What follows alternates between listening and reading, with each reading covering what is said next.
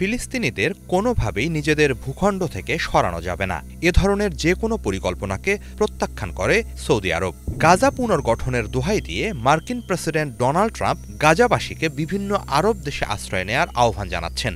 এরপর যুক্তরাষ্ট্র ওই উপত্যকার নিয়ন্ত্রণ নেবে। এই পরিকল্পনা প্রকাশের প্রতিক্রিয়ায় সৌদি আরবের পক্ষ থেকে কড়া বার্তা এলো।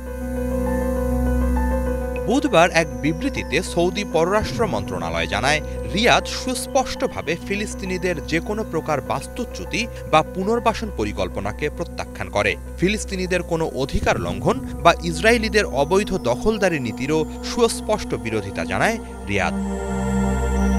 বিবৃতিতে বলা হয়, এই মুহূর্তে আন্তর্জাতিক মহলের করণীয় হল ফিলিস্তিনবাসী দীর্ঘদিন ধরে যে ভয়াবহ মানবিক দুর্দশার ভেতর দিয়ে দিনাতিপাত করছে তা নিরসন করা। ফিলিস্তিনিরা নিজেদের ভূখণ্ডের প্রতি দায়বদ্ধ এবং সেই অবস্থানে অনড় থাকবে বলেও প্রত্যয় জানানো হয় বিবৃতিতে। এদিকে স্বাধীন ফিলিস্তিন রাষ্ট্র প্রতিষ্ঠা ছাড়া ইসরায়েলকে স্বীকৃতি দেয়া বা তাদের সাথে সম্পর্ক স্বাভাবিক করার পথে হাঁটবে না বলেও ট্রাম্পকে কড়া বার্তা দিয়েছে সৌদি আরব।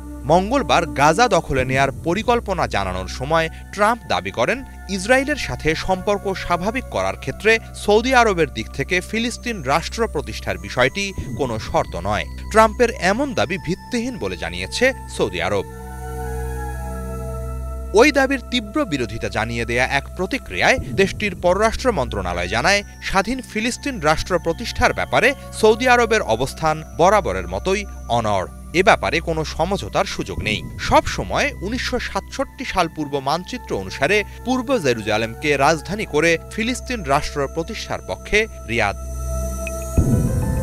এর আগে গত বছর জনসমক্ষে দেয়া বক্তৃতায় সৌদি যুবরাজ মোহাম্মদ বিন সালমানও সৌদি আরবের একই অবস্থান ব্যক্ত করেন। গাজা যুদ্ধ শুরুর পর সৌদি কর্মকর্তাদের দিক থেকে এই দাবি আরও জোরালো হচ্ছে।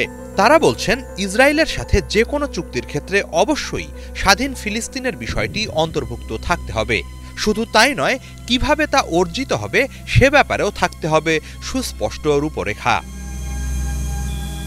এদিকে এ প্রেক্ষাপটে ইসরায়েল ও সৌদি আরব দুই পক্ষকেই সন্তুষ্ট করে কিভাবে একটি সমঝোতা চুক্তি করা যায় তার মধ্যস্থতা করার চেষ্টা চালাচ্ছে যুক্তরাষ্ট্র। তবে ক্রমশ তা কঠিন হয়ে পড়ছে। এত কিছুর পরও সৌদি আরবের সাথে সম্পর্ক স্বাভাবিক করার সুযোগ আছে বলে আশাবাদী ইসরায়েলের প্রধানমন্ত্রী Benjamin Netanyahu. Hijal Zubayer, Bangla vision.